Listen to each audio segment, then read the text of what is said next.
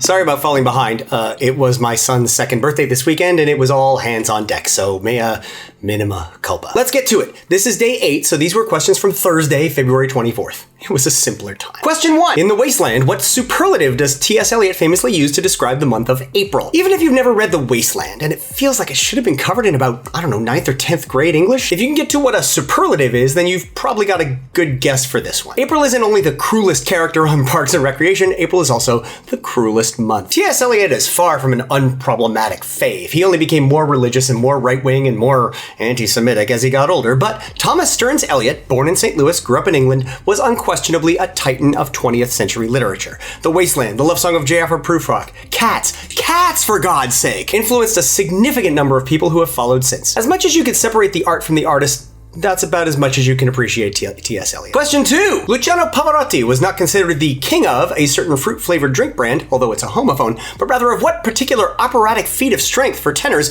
of which 9 appear in only 2 minutes in the opera Pour mon âme from Donizetti's La Fille du Régiment. Okay, this question is a little all over the yard. It leads with a hint instead of the actual question, so you kind of need to read it a few times to get it. That doesn't make the question bad, though. In fact, it often means that the answer is easier than it looks. Pavarotti, fruit drinks. Feats of strength, 9 times in 2 minutes. If you don't know this from the opera end of the question, I know there are people who are far more conversant with the works of Donizetti than I am.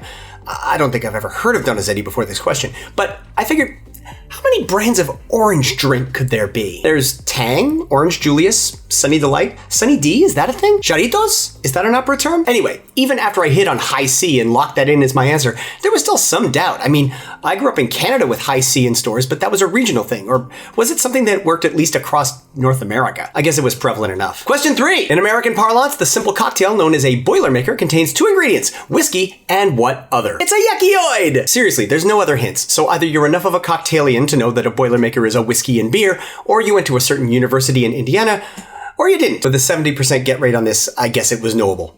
Cool. A knowledge of basic popular cocktails is a good thing, not just in trivia generally, but in the home in general. It'll save you money. No more overpriced cocktails at bars that you can make at home. You can skip straight to the good stuff. It'll raise your palate, and it'll make you some very classy friends. A cocktail trivia primer might be a good thing, too. Question 4. What is the present name, or the standard 3-letter abbreviation, of the political party of which every Mexican president was a member from the party's founding in 1929 through the end of the 20th century, and again from 2012 to 2018 with the election of Enrique Peña Nieto? This one, well, I guess it's not a shock that the local politics of Mexico isn't on everyone's radar, but it's funny that the party that's been in power for 77 of the last 92 years and counting isn't at least something that more than 22% of the players would have gotten. I also think it's funny that their name is the Institutional Revolutionary Party, simply because I think of something institutional and something revolutionary to be kind of at odds with each other.